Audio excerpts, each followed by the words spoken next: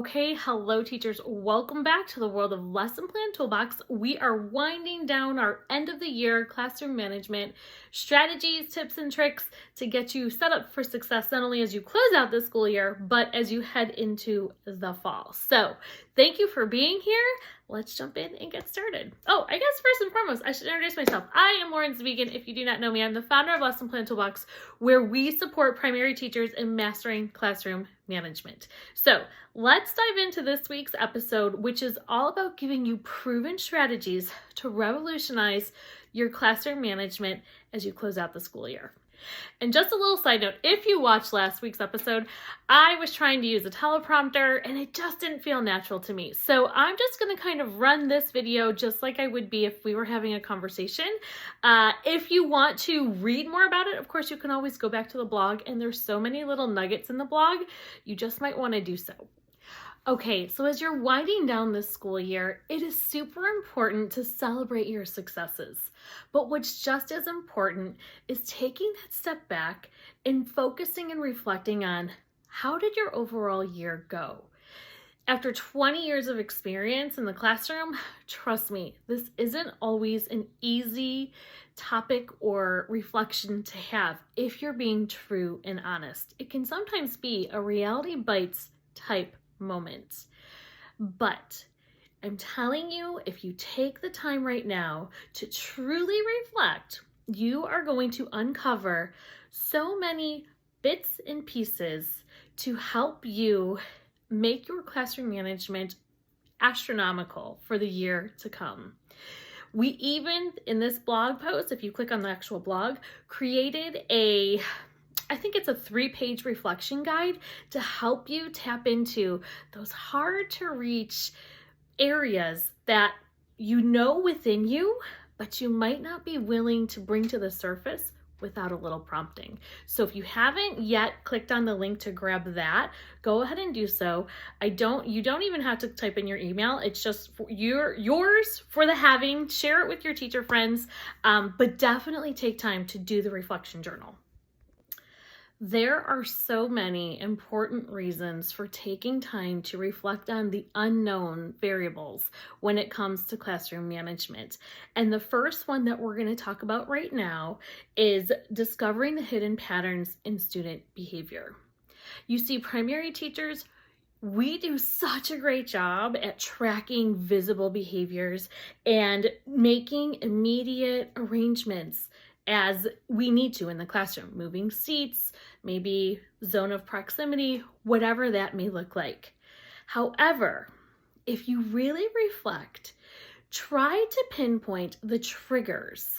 It could be something as, is it the time of day that certain behaviors happen in your classroom? Is it the subject area? Maybe the students aren't as engaged in certain subject areas. There are definitely triggers that if you truly reflect, you will be able to identify. And again, if you use our reflection guide, it will help you to dig deeper into your personal situation in your classroom. So the next unknown, this is a tricky one, and I really debated if I should include this, but it is very true for a lot of teachers, whether it's intentional or unintentional. It's one of those unknown variables that we have to talk about. And that is digging deep and seeing if there are any biases you might be holding within, right? It could be just based on student behavior. It could be your attitude, your mood for a day, right? If you're in a bad mood, you just might not have the patience to tolerate some of the nonsense that happens in your classroom. But you really want to ask yourself if there were instances where you could have reacted differently to students. Maybe it is based on their backgrounds and you don't even know it. And it's not your fault, but you do need to hold yourself accountable to take the time to recognize, you know what? I was rather more prone to call on girls in certain situations than boys, or vice versa. I was more prone to call on boys when it was math class than girls. It's just one of those hidden unknown variables that might be innate within you, and it's no fault of your own, but looking at it and addressing it is super important. Okay, next up is identifying gaps in classroom management. This is what we're all about here at Lesson Plan Toolbox. So this is a big one, right? We definitely dive into this in the workbook, in the little journal we give you. So if classroom management is an issue, download the journal. You're going to keep hearing me say that, sorry. But here we go. Here's why. So reflecting on the unknowns involves examining situations where your normal strategies didn't necessarily work. And maybe you didn't know what to do. Maybe you were like, this has always worked with all of my other classes. But if you are a new teacher or a veteran teacher, you know classroom management is constantly evolving and changing. It could be yearly, it could be day to day. This is exactly why we created those student behavior scenario of the day cards to help you address student behavior on a daily basis easily and consistently within 5 minutes of your day. If you need to know more information on that, let me know. But you need to really take a look and reflect and consider, are there specific types of disruptive behaviors or dynamics that you struggled with this school year? And if there are, what could you do over summer or in the coming months to help improve those strategies?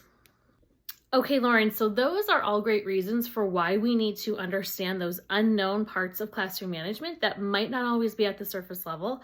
But how do we do this?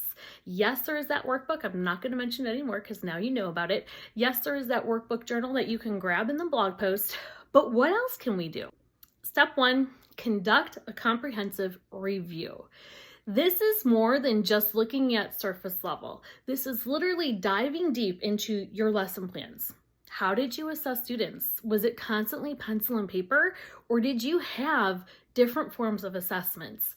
Inside our community, we get into different methods of assessing students just to make it more encompassing of their skills and talents, not necessarily just that memorization, pencil and paper type assessment. You also want to take a look at behavior management records. Were you consistent in assessing behaviors, or did you sometimes ignore behaviors when it came from certain students? You got to be careful of that. It's easy to do where you target and you don't do it intentionally. Again, these are those unknowns. You may not do it intentionally, but be honest with yourself. And were there certain students you paid far more attention to when it came to behavior, and then other students, if they, had a mishap, you kind of like ignored it. Oh, didn't see that. Be mindful of that. Reflect on that. Okay, step 2, you want to reflect on specific incidents that happened this school year, right? It could be positive, it could be negative. Reflect on what happened, how did you respond, and what were the outcomes? And then ask yourself, was there anything that could have happened from you, from the students within your classroom arrangement, your maybe the setup of your classroom, that could have prevented whatever the incident was?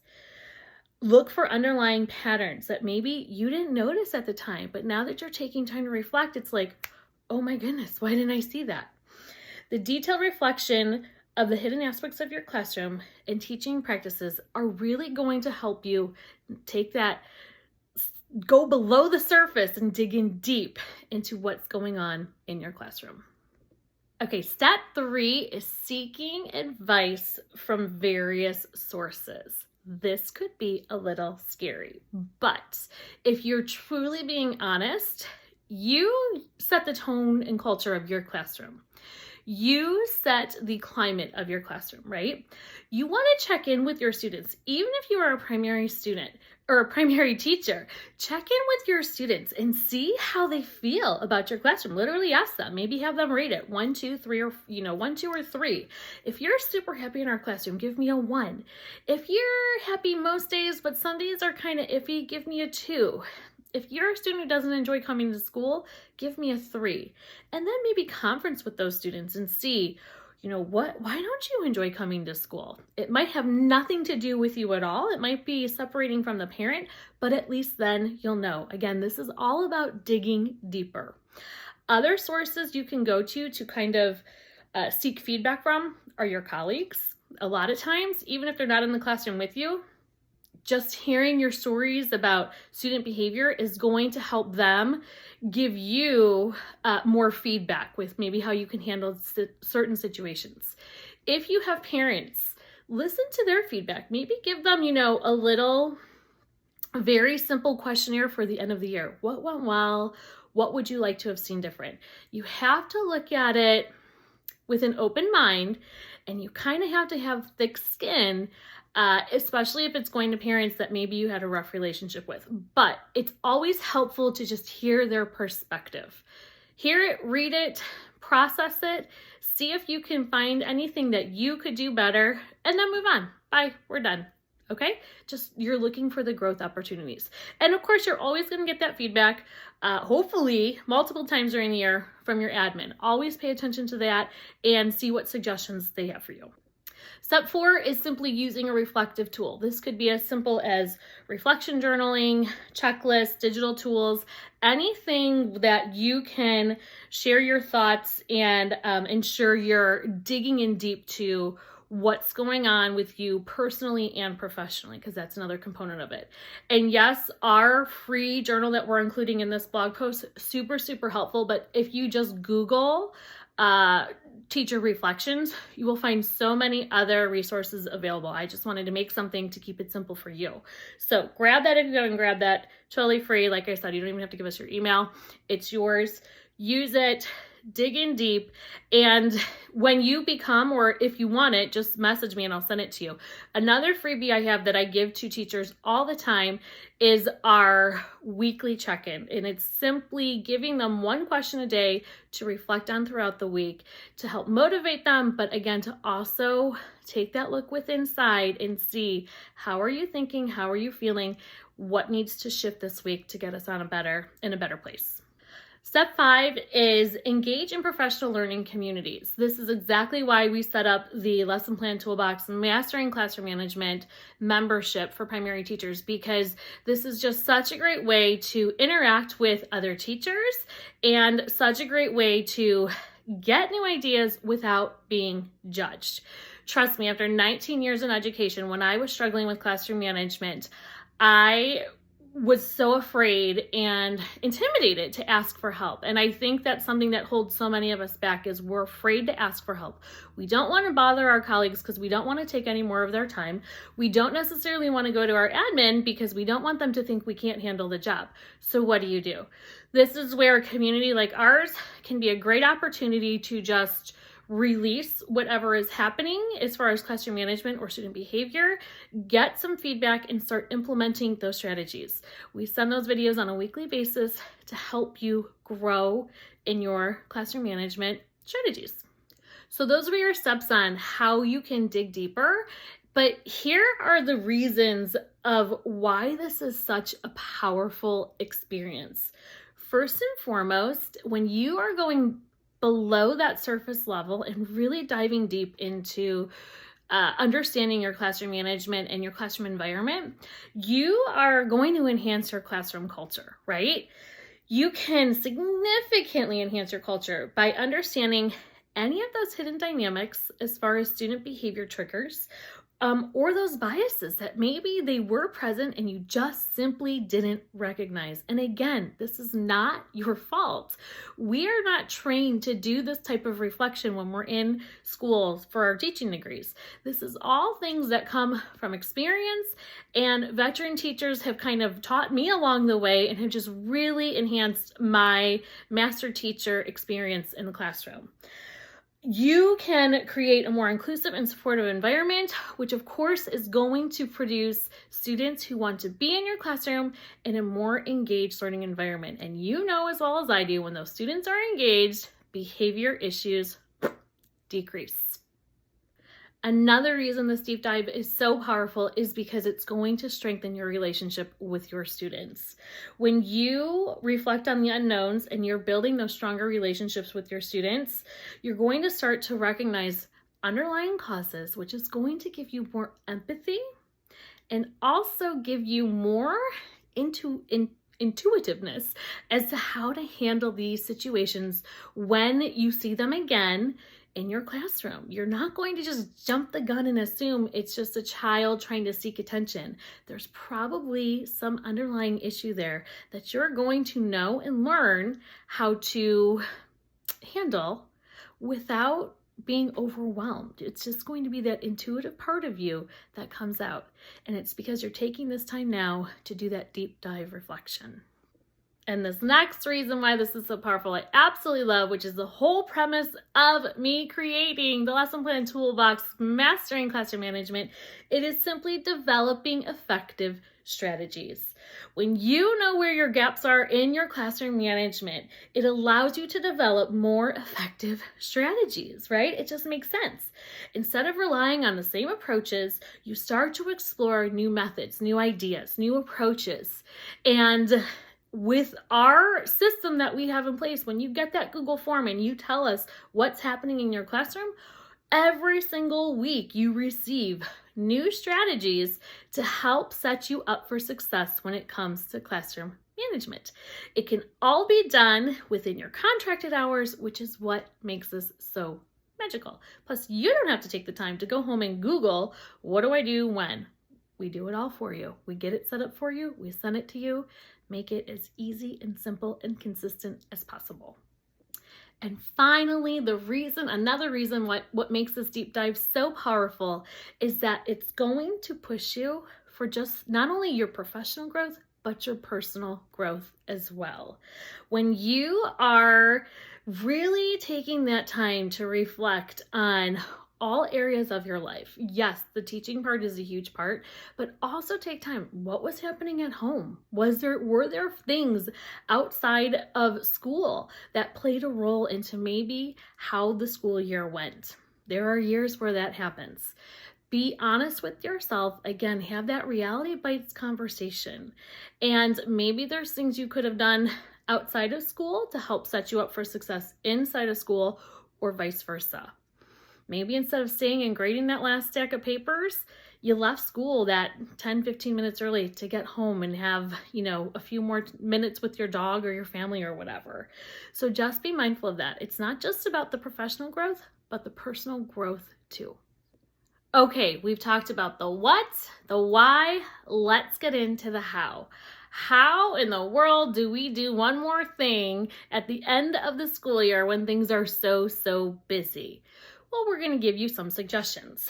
First and foremost, you want to set aside a scheduled dedicated reflection time. It could be at home. It could be during your school day. Maybe, you have everything winding down at this point in the school year. Take a planning period and designate that as your reflection time. As long as it's quiet, you can be within your own thoughts. That's all that really matters. Maybe you want to do this at home. The only thing is, if you do this at home, again, try and find a quiet space to do this, but don't let the days linger well into June or July before you sit down and do this. Try and do this within a week of your school year ending, just so everything is fresh in your mind. So keep that in mind. Of course, you're going to want to document this, save this in a safe place so you can refer back to it in August if you choose, but then definitely next year when you reflect again, pull out this year's reflection and see what's similar, what's different, what growth did you have. You could document this pen and paper, or you could document it digitally, however you are comfortable. It's all about making your life easier. And of course, our journal is linked in here right by this step, so you can check that out. Next up, collaborate with your colleagues. At the end of the school year, maybe talk to your colleagues. If you are working with a great team, talk about what went well. What would you like to see work differently next year? If you didn't have such a great relationship with your colleagues or your team, then maybe you take the bull by the horns and offer to have a brainstorming session. Why don't we meet before we leave for summer and just see if we can get like 4 ideas that we really want to make sure we hit home next year to make that school year fun, engaging, and enjoyable for your students. Take the lead on it and see what happens. If you get pushback, let it go. Then you come and you find communities, here such as ours, or on Instagram or Facebook. Just find communities and you can always brainstorm that way too. Next up, you finally want to plan for continuous improvement. Not every teacher loves doing professional development in the summertime. Totally understandable. It's summertime. It's your time. I was always a person, I loved it. This is why, if you don't know, I run a teacher classroom management book club through Facebook. It's completely free. You're welcome to join us. But this is why I do it. This was my time to get better at the skill of teaching, is finding professional developments that were engaging. A lot of times, if our school had money, they would cover the cost of the professional development. So even though I wasn't going during school was still paying for it. So I really never minded earning PD hours in the summer. But again, if you are somebody where summertime, it's my time, I completely and 100% respect that. But maybe, pick up a book and read a book. Just do one thing this summer to try to get better in the area of classroom management. Okay, so that's what we got as far as the why, the what, and the how, as far as taking that deep dive reflection into really focusing on your classroom management skills and strategies from this school year. Again, it's not just about that personal or your professional growth. It also is about personal growth and creating an environment within your classroom where your students want to be there, they want to be present, they want to have fun and learn with you. And that's what it's all about. If you can get all those components in your classroom, you're going to have an amazing school year. So be sure to come back next week. We will be talking more classroom management tips and tricks all summer long. Well, probably all year long, because that's what we do, but you know what I mean. Be sure to come back. We'll have more for you next week. Hopefully you found this helpful. Don't forget to go download the guide, and there are so many other nuggets that you want to probably look at too.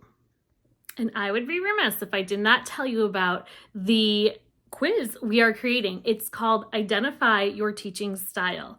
So many teachers come to me and they ask me about classroom management tips and tricks, and I often ask them, well, what is your teaching style? And they don't know. You have a unique teaching style that you bring to the classroom, and that teaching style is going to affect your classroom management style and how you approach classroom management. So we're creating a quiz that it's a simple, I believe it's 5 questions. You're going to do a self-diagnosis, and then based upon your diagnosis, we are providing a free classroom management training series on each of the areas of the teaching styles that you might become. And it is possible that you overlap in multiple areas. And what I've been telling teachers is, watch all the videos. What's the harm? You might find that you're a little bit of everything, and that is a-okay. But if you want to get on the wait list for that link is provided below. So be sure to check it out. It's coming out this week. Okay, that's all for now. Thank you for being here. Thank you for your dedication to our students. And I'm telling you, regardless of what grade level you teach, you have one of the toughest careers in the whole wide world, and I do believe you should be making millions upon millions of dollars. However, it is what it is in 2024, and we are here to support you as best we can. In particular, my passion is supporting primary teachers. You lay the foundation of learning, and so much of the growth and development of the brain and the subconscious happens with these little ones. Anything I can do to support you on your journey, I am happy to do so.